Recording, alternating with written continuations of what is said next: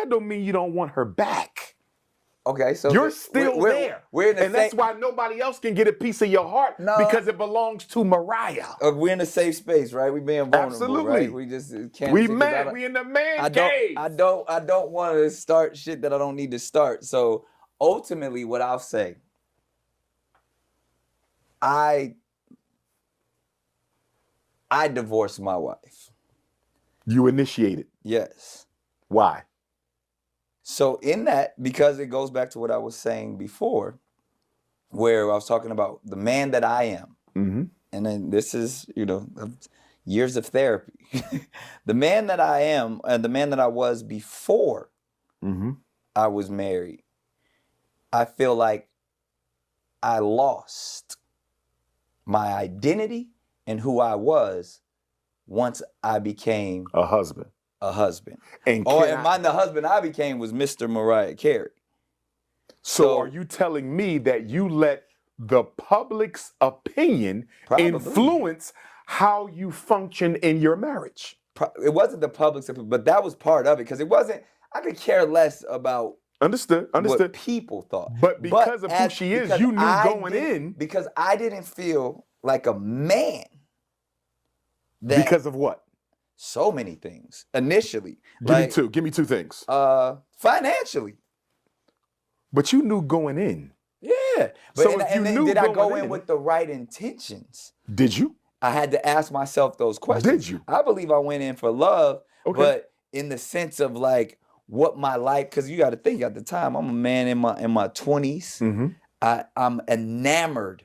I'm in awe of the greatest presence of a woman that I have ever witnessed. Yes, sir.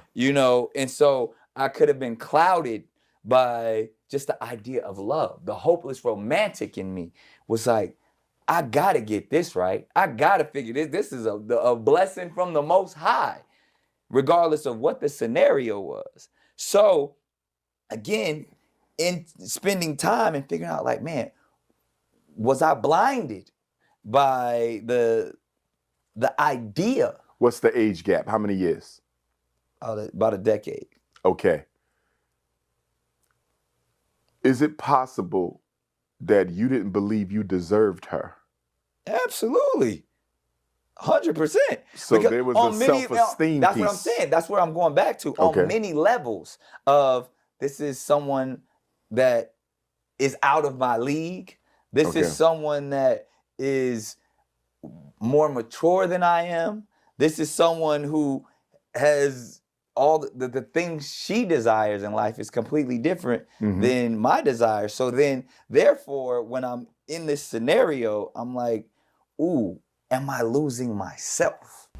Yo, so we back in here for another edition of F-ya-Motha, and I'm under the impression, I think you either have to bow to the statue of Baal, do a ritualistic act, humiliation act, hell, even a degrading act to get rich and famous. Not just rich. I think you could get rich on your own recognizance, right? And ingenuity. And famous, I believe you can get that on your own recognizance or ingenuity. But rich and famous, I think there's only one design to that. As the days go by, that's where I'm at with it. Either that or this nigga is a fucking lame square L7. Now, there's nothing wrong with being a square. It's a lot of things wrong with being a fucking L7. Either that or he's just one of these niggas, man. They so damn green that they look a gift horse in the mouth. He's talking about he felt like less of a man because she made so much money. At the time, I think when he got with her, if my memory serves me right, Nick Cannon was worth $3 million and she was worth 300. But let me put this in perspective. There's nothing that 300 million can buy that 3 million can't, right? The only thing, like a person told me, there's nothing that 20 million can buy that 1 million can't. The only thing you can do is buy it more or buy it bigger, right? You can buy the same shit, right? Give or take.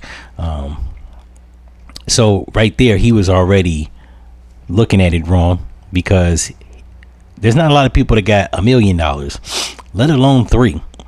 So he didn't know how to look at that as a gift. that was sent from the Most High.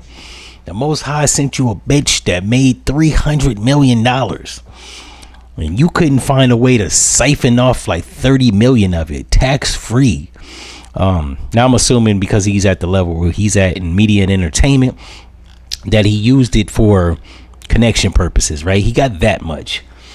But to say he felt like Mr. Mariah Carey, this nigga's just a bitch ass nigga. Any nigga that feels like less of a man because he's with a woman of status is a bitch. Straight up and down. There's no other way to say it, right?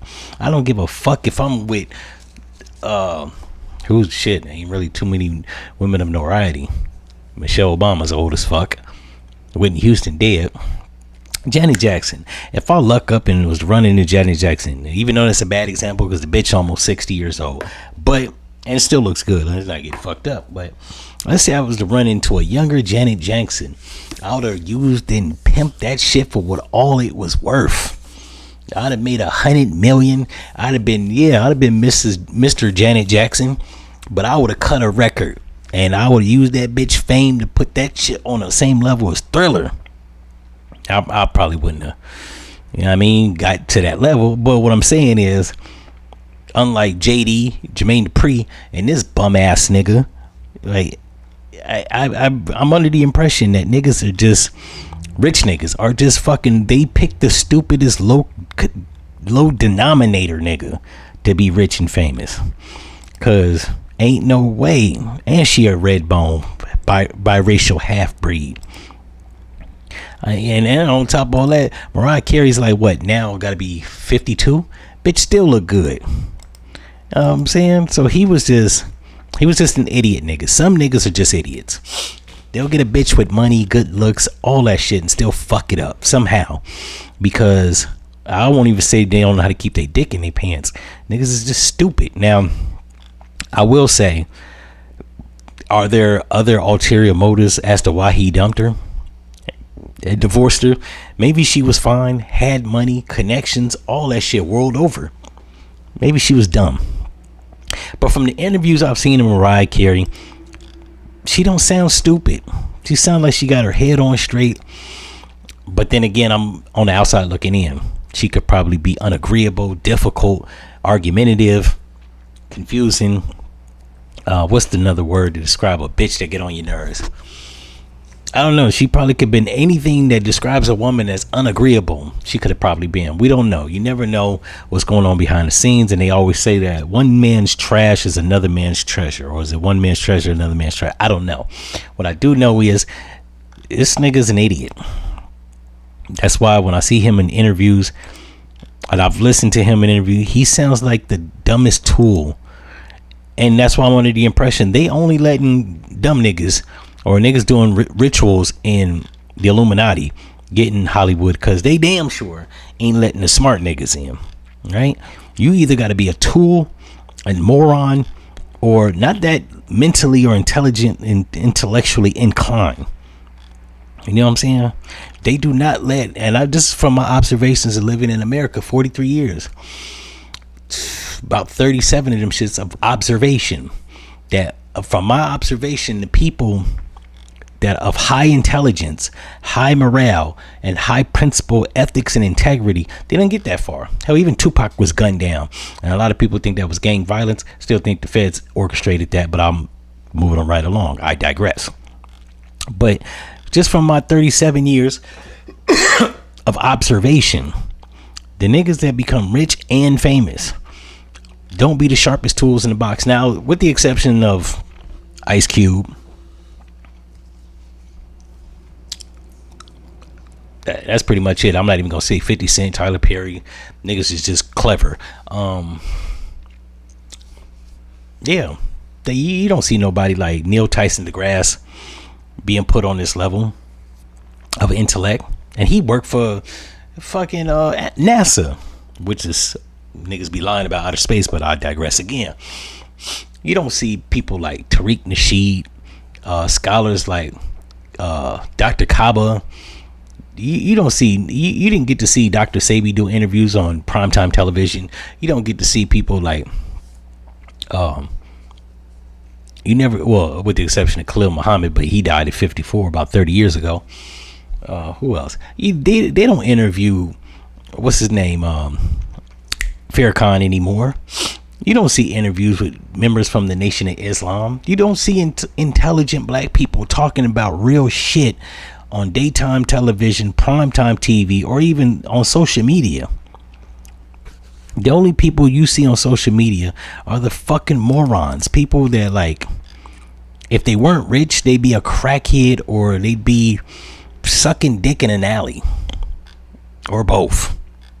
So, yeah, I just figured I'd comment on this because I seen this shit and watched this and I was just like, bro, this is going to be the dumbest nigga on planet Earth next to Donald Trump. In any event, if y'all like this episode, like, comment, subscribe. Make sure you hit the like button, at least to keep me in the algorithm if your punk ass don't want to contribute to the machine. And I'm out.